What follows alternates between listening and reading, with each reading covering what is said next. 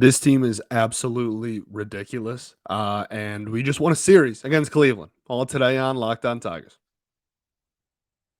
You are Locked On Tigers, your daily Detroit Tigers podcast. Part of the Locked On Podcast Network, your team every day.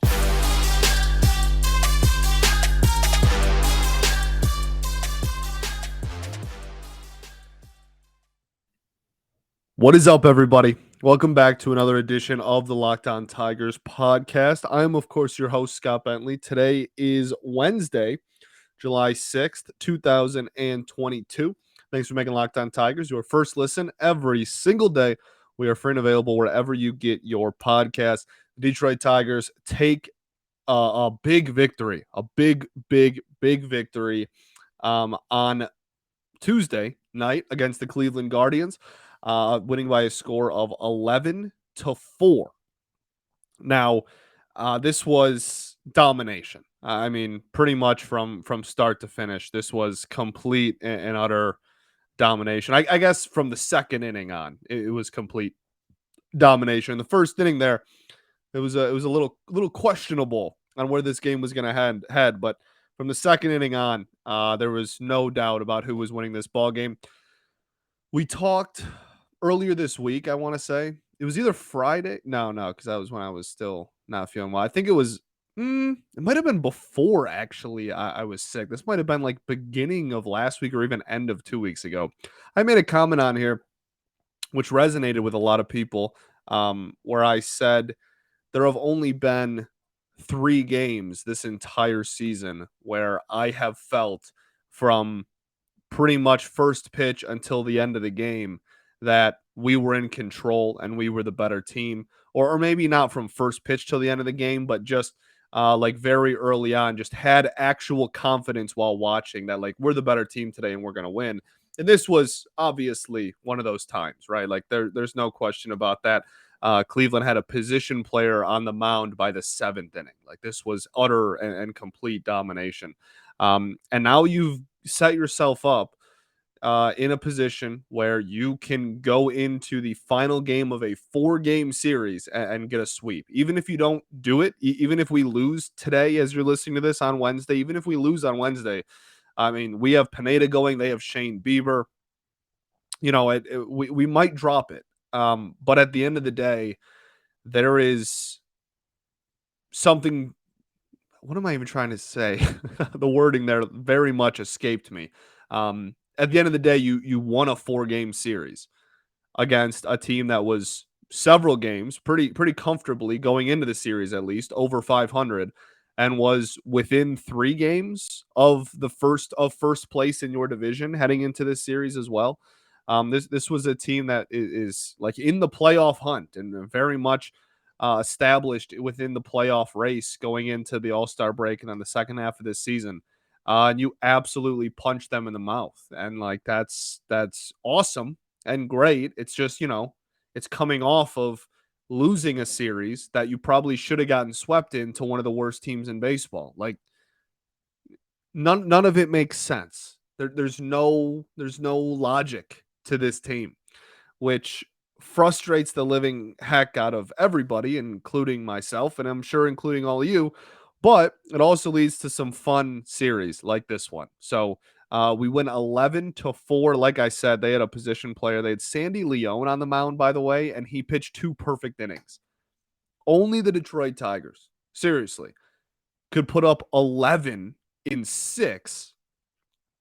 Really in 5. I mean, if because we went scoreless after the first, right? But for we scored 11 runs in the first 6 innings and then got perfectoed by a backup catcher in the 7th and the 8th. Absolutely ridiculous. But regardless, we do take this one. I mean, I guess we can start offensively. I mean, who didn't absolutely look fantastic at the dish? Even like Robbie Grossman, for instance, he goes 0 for 3 with a walk and a strikeout. He should have gone 0 for 2 with 2 walks. And like that's Robbie Grossman's thing. Even with this horrific season where his slugging percentage is under 280 at the moment, which is horrific and makes my eyes want to not see things. Um, his on base percentage is still 315, which while it's not uber elite, it's still, solid ish. And considering his batting average is over 100 points less than his on base percentage, like he's still doing his job of getting walks. Like he's still getting walked at a decent clip, and he should have had two more tonight, like I said. Riley Greene will save for the end because he was unbelievable again. Miguel Cabrera, 3 for 3 in this one with a walk as well. Got on base all four times. He got pinch hit for late in the game once they went to a position player on the bump. I would have liked to have seen Miggy pitch the ninth, to be honest with you, as well. Maybe it will take even more than a 9-run lead to get Miguel Cabrera on the bump, but I feel like that has like Pujols did it earlier. I feel like that kind of has to happen. Regardless, 3 for 3, got on base all four times tonight. He's actually in the top 10 in the American League in batting average, which is like crazy. I think he's in the top 15 in baseball in batting average as well. There is zero power left, right? Like there's next to no power. His slugging percentage is 372. I'm pretty sure he leads baseball in percentage of hits that are singles. I'm pretty sure he leads all of baseball, and it's some astronomical number. So it's no power, but the fact that at his age he is still getting RBIs pretty much at every opportunity handed to him, like his performance with runners in scoring position is at a whole different stratosphere than the rest of this team. Even though it is usually sac flies and soft singles or ground outs to the opposite side of the field, like whatever, he still gets the job done. And he's just been a singles machine. He's got a 308, 309 batting average as it stands right now. You love it. What else can you ask for out of almost 40-year-old Miguel Cabrera in 2022? He's still like arguably a top 3 hitter, maybe inarguably a top 3 hitter on this team this season, because of how catastrophic it's been. But yeah, like his 720 OPS is I think the best of qualified hitters on the team. Victor Reyes is slightly better, but he hasn't had enough bats to be qualified. And Riley Greene is better, but he obviously hasn't had enough bats to be qualified either. So Miguel Cabrera just continues to be, GOAT stuff. That's all. That's all there really is to say. He's the dog. Eric Haas continues his absolute heater. His OPS is up to 719 now, which again, when I'm saying it out loud, like it's up to 719, like why are we celebrating this? It was like 400 like a month ago or maybe even like a little closer to 3 weeks ago. So the fact that it's up above 700, where, like I said, days ago, it was in the 400s. Really, really on an absolute heater lately. Goes yard again in this one, had to double in this one as well. Just is on an absolute tear. Shout out to Hossie, man. Shout out to Hossie. And like I said, I think with how poor offensively Tucker Barnhart has been, where Barnhart has the clear advantage behind the dish as a catcher, um, with how bad this offense has been this season, it's going to be really hard to keep Eric Haas out of the lineup. I'm not sure his defense is so much worse than Barnhart's, where it's worse the difference that's the word, the difference of like Barnhart, who, with all due respect, has been borderline an automatic out this entire season, versus Haas, who's on a tear. So we'll see how AJ plays that going forward. Jonathan Scope, another knock in this one. Really good to see. Had a walk too, which is very rare. That's the other thing. We walked a ton. 1, 2, 3, 4, 5 walks in this one as well. And 13 hits. That is 18 base runners. That'll do it. That'll do it. And we had 1, 2, 3, 4. 4 of those 18 base runners were extra base hits. That's not a fantastic percentage still, right? Like that's still a lot of just dudes getting to first base. Only one of them was a homer, but I mean, 11 runs. I'm not going to sit here and complain about 11 runs. It just, like Eric Haas, his team leading home run, he has 7. It's July, and our team leader in home runs has 7. Like that's the kind of stuff we're talking about here. So, yeah, same old offense. Oh, Spencer Torkelson drew a walk, but also struck out twice. That's not great. And Victor Reyes continues to be a huge plus for this team offensively. I love him in the 9 hole. I think having Reyes and Greene back to back is really good for both of them. So I'm very for Riley Greene. Sorry, Victor Reyes continuing to hit in the 9 hole. We'll finish up the offense. There's a couple players left. I want to talk Riley Greene. I want to talk Jeimer Candelario. And then just, finish up the offense, and then we'll get to the pitching and such. But first, I got to tell y'all about our friends over at BlueNile.com. Whether you're ready to pop the question or you're celebrating a milestone moment, find jewelry as unique as her with the modern convenience of online shopping at BlueNile.com. Blue Nile has simple online tools that let you choose the diamond's shape, size, and clarity, as well as setting style. Blue Nile's bench jewelers will then handcraft her perfect engagement ring. Each ring is truly one of a kind. If you're looking for fine jewelry but having trouble choosing, Blue Nile has jewelry experts on hand 24/7. They're available via phone or chat to help you find a memorable gift at every budget.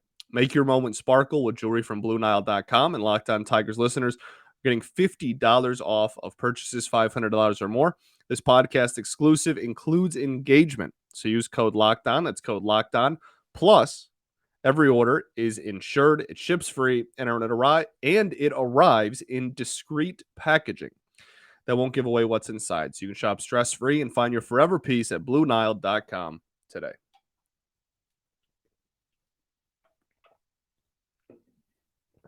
All right, everybody. Welcome back to our second segment here at Locked On Tigers. Thanks for making us your first listen every single day. We're free and available wherever you get your podcast. Okay, so wrapping up the offense here. We're not going to go into the pinch hit people, like those were against a catcher, and they were all outs on top of that, which is whack, but okay. Harold Castro shuts the door in this one. Goes out there in the closer role, shuts the door. Also had a knock in this one. He can do it all. He can do it all. He had an error actually at the beginning of this game, but he can do it all for the sake of the meme that is Harold Castro. What a guy. Love that man.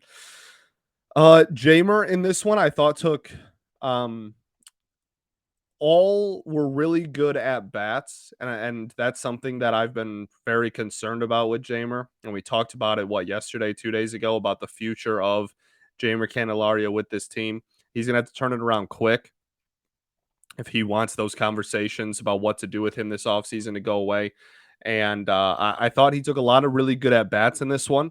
Had the hit, had a couple of runs scored, had a walk, had a strikeout that he should have swung at. I know that it was right on the black there, but on a full count, it's a fastball, and it's a full count. You got to get the bat off the shoulder there.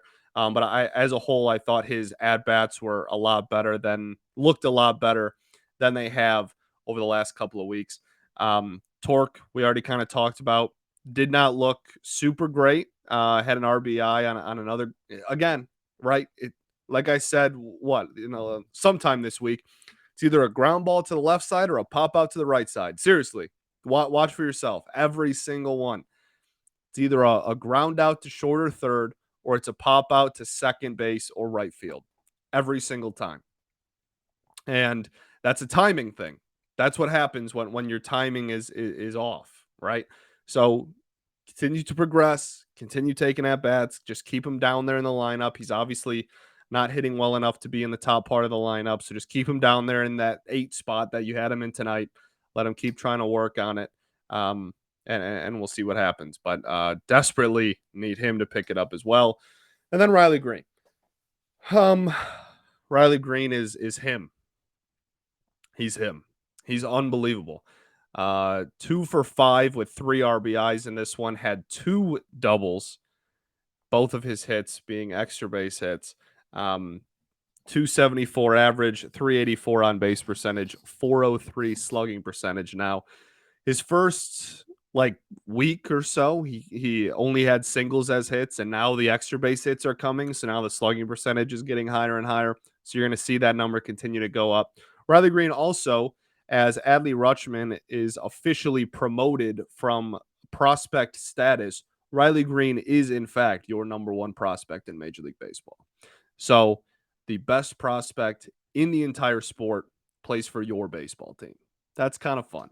No matter what the season, and I know for the rest of the year, no matter what happens, there's always going to be people that just love to comment like, who cares? Like, season's over, it doesn't matter, none of this matters. It does matter, because a dude that could potentially be your best player for the next decade plus, and could be one of the pillars for getting you out of this gutter that we've been in for over half a decade, is now playing at the major league level. That matters. And his performance matters, because if he doesn't perform, then he's not that person, and we need to find that out. And he is performing, and that's awesome to see. So individual performances still matter, even though I know everybody is in love with saying, like, whatever, the season's a failure and it's lost. Um, Riley Greene's here, and that's awesome. That's awesome. I every time he steps in the batter's box, I just get happy. I'm like, this is like, he's here. He's actually playing. He's actually playing for the Detroit Tigers. Not in Toledo. He's not on the IL. There's nothing happening. He is a Detroit Tiger, and that's awesome.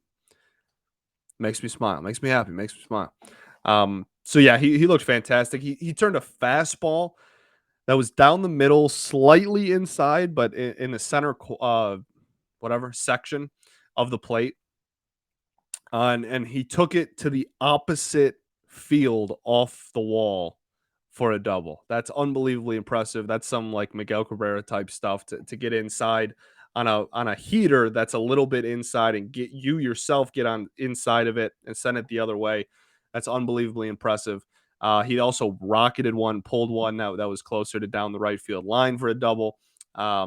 He's looked great defensively in center field, besides that one play in Boston. It's he's here, and it's awesome. Makes everybody very happy, as it should. So enjoy it, because I want him to hit leadoff forever, for the rest of time. I don't 60 years from now, I still want him to be hitting leadoff.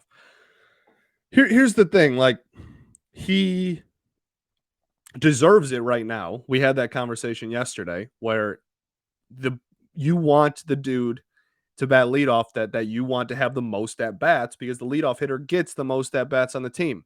Is there anyone in this lineup that you think should be getting more at bats than Riley Greene? I'll answer for you. No. The answer is no. So I think he should be there. And then as he continues to grow and continues to get even better, because here's the scary part. Okay. I'm going to let you in on a little secret.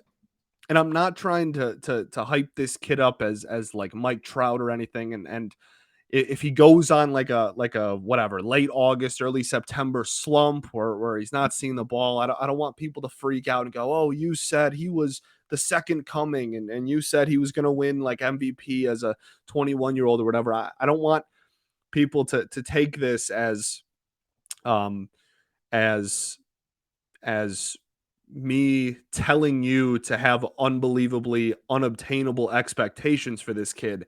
But I am going to let you in on a secret. He's not even like 100% like locked in right now. He's not. And I'm not, he's obviously playing great. I'm not saying the kid's sucking at the plate. I'm just saying, timing wise, his timing isn't even like completely where it has been in his professional career, A, and B, where it will be. I mean, I think it's pretty, we can all pretty confidently say he will get there, but his timing could even be a little bit better than it even is, right? Like he is, I mean, is it ridiculous to say he's the best player on the team right now? I don't think it is. And he's not even completely like 100% locked in yet. He's not even complete. There's another level to him, I guess is what I'm trying to say. There's another step that he's going to take, and it's going to be glorious. So buckle up and enjoy it, because he's a Detroit Tiger, and that's awesome. Well, we'll get into the pitching. We'll finish the show. There's some roster moves we got to go over too. But first, I got to tell y'all about our friends over at BetOnline. BetOnline.net is your number one source for all your betting needs and sports info. Find all the latest sports developments, league reviews, and news, including this year's NHL playoffs and Major League Baseball. BetOnline is your continued source for all your sporting wagering information, including live bets, esports, and more. And BetOnline remains your best spot for all your sports scores, podcasts, and news this season. BetOnline is the fastest and easiest way to check out all your favorite sports and events, including MMA, boxing, and golf. Head to the website today or use your mobile device to learn about the trends and the action. Bet online where the game starts. All right, everybody. Welcome back to our third and final segment here at Locked On Tigers. Let's get into the pitching. Drew Hutchinson pitched in this one. I'm not sure this is a successful start for Drew. He looked actually pretty solid. I was, um, I don't know, maybe impressed is a little bit too dramatic of a word, but relative to I think expectations for Drew Hutchinson on a like game to game basis, I'm not sure how you could ask for too much more than what he gave you. I thought he was pretty solid. His final line was 5 innings, 5 hits, 2 runs. Only one of them earned, no walks, and 2 strikeouts. The no walks is huge. Anytime you're a spot starter like that, you don't want to beat yourself. You don't want the bullpen to get too taxed. Um, yeah, I mean, 7 whiffs in 5 innings, not bad. CSW percentage 28, not bad. Average exit velo sub 90, not bad. Not bad. That's pretty much the definition of this start. So, uh, yeah, Drew Hutchinson, solid. And this is a dude that I'm not sure why there's like a pocket of Tigers Twitter that just like hates this dude for no reason. Like, this isn't a failed promise. This isn't Jordan Zimmerman. This isn't some dude that everybody was like, oh, watch out for Drew Hutchinson. He's sick, dude. Like, no, this is a guy that got signed to a minor league deal. Last year actually gave you several very productive starts down the stretch in the second half of the year when everyone else was hurt. And then this year, everyone got hurt again. So he went back to the well and he has a 4.3 ERA. Like, that's not bad for a dude that has been kicked on and off the roster 19 times this year. That's an exaggeration. Before someone yells at me for that being wrong, um, he's been solid enough. Like he hasn't that put us in a position to win. Obviously, we scored 11 runs. We were going to win most games tonight, but I mean, 1 earned run in 5 innings. That's unbelievably solid. So shout out to Drew Hutchinson for being a guy that can walk in and give you at least some quality innings that you desperately need at the moment for the Detroit Tigers organization. And he has certainly filled that role about as well as you can ask someone to, I guess I would say. Um, Relief wise, I mean, Drew, we'll see what happens with his future. I'm not sure he's longed for the roster because he never is longed for the roster. But we'll see what happens. We got roster move stuff to talk about at the end as well. Jason Foley in this one just went super sinker heavy, and with that, induced a ton of ground balls that got him out of the inning. It was a perfect inning, but he also did not record a single swing and miss. He did not record a single called strike. He literally did not record a strike where he had 4 fouls, right? Foul balls are obviously strikes, but he did not record a actual like ball hits the catcher's glove and a strike is called. That did not happen a single time, which is kind of remarkable.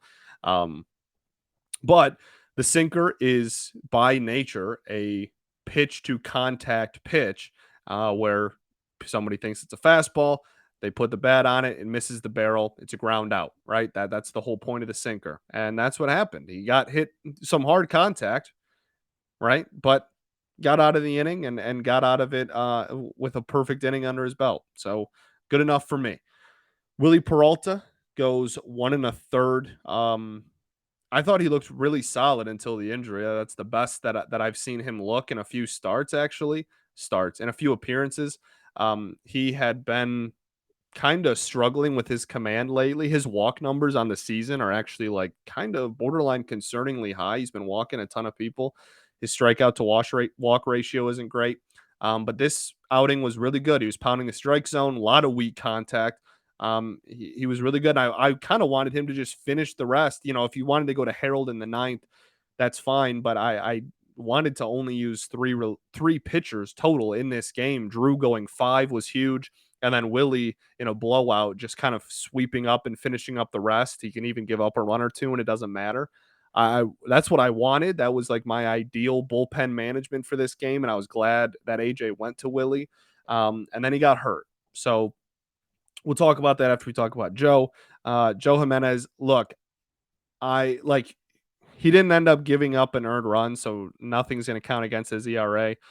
Some horrible fielding in this inning. Jamer Candelario with a mistake, and then Victor Reyes like almost airballed a fly ball. Like they showed the slow mo replay. It literally almost missed his entire glove. Like I'm not sure I've ever seen anything like that, truly at the major league level at least. So just pitiful fielding in his inning of work, which I'm sure didn't help anything. And he did give up an unearned run. But he also was just not giving it like the 110%. Like his velocity was down almost an entire mile an hour for like every single pitch he threw.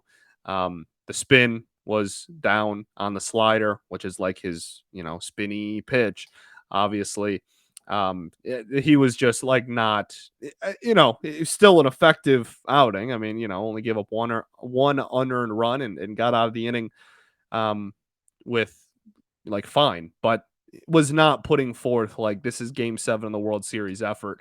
And I'm not sure I would be either when you're up 9 and your defense is also playing horrifically. I'm not sure I'm going to go out there and give 110 either. So doesn't hurt the ERA though. ERA down to 3.16.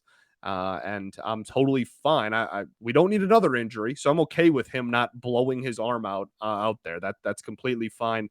I didn't even really like going to Joe, honestly, in that situation. Ideally, again, you just have Willie finish it. But I guess if you don't go Joe, then I guess maybe you have to go with one of the like big time relievers, and you obviously don't want to do that either. I don't know. It was a weird situation, an unfortunate one because of an injury, and whatever. We made the best out of it, Joe. That's fine, fine outing. And then Harold Castro, position player pitching, 1 inning, 2 hits, 1 run. Really solid. Let's look at the metrics here. He pitched 12 pitches. 9 of them were classified as an ephus, topping out at 57 miles an hour. Now, he did throw 3 fastballs that maxed out at 78.5 miles an hour. Not bad. Did not record a whiff. Did record a called strike. CSW percentage was 8%, a little low. Average exit velocity, 95 almost miles an hour. Spin rate on the fastball was 2,100. That's not bad. That's not terrible. Pitching Harold, baby. Pitching Castro, hearing pitching Harold or pitching Castro, whatever they were chanting throughout Comerica was a really fun time. So yeah, there you go. You're pitching. Roster moves, then we'll end the show. So Willie Peralta is hurt at the time of this recording, which is a little bit after midnight here on Wednesday, July 6th. There is currently no official roster move, but all the beat writers are kind of like, yeah, Willie's probably going to the IL. So if he does go to the IL, there's a couple, it's going to get weird. First things first, I think the presumption and the pretty easy thing to point to immediately would just be like, hey, tell Will Vest to come back. Right? Like we just optioned him to AAA to make room for all the starters and whatnot for this weird stretch where we had 3 games in 2 days.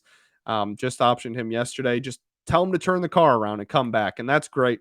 Then you have Drew Hutchinson though, and I think him and Garrett Hill's future probably are partially determined off what the status with Alex Faedo then is, because currently he hasn't been scratched from the other doubleheader start, I believe on the 11th. I might be botching that date, but I think it's somewhere around there, next week at least. And so he hasn't been scratched from it yet, but if he's then injured as well, then you probably have to keep Drew and Hill. But if he's not, then maybe you can get rid of one of them. And like Drew Hutchinson's been cut like 90 times, DFA'd, I should say, like 90 times. I mean, confidently that no other team's going to pick him up. So you can just like kind of throw him away and see if there's someone else you want to call up. I don't know. The roster moves with the pitching is going to be really interesting over the next 48 hours.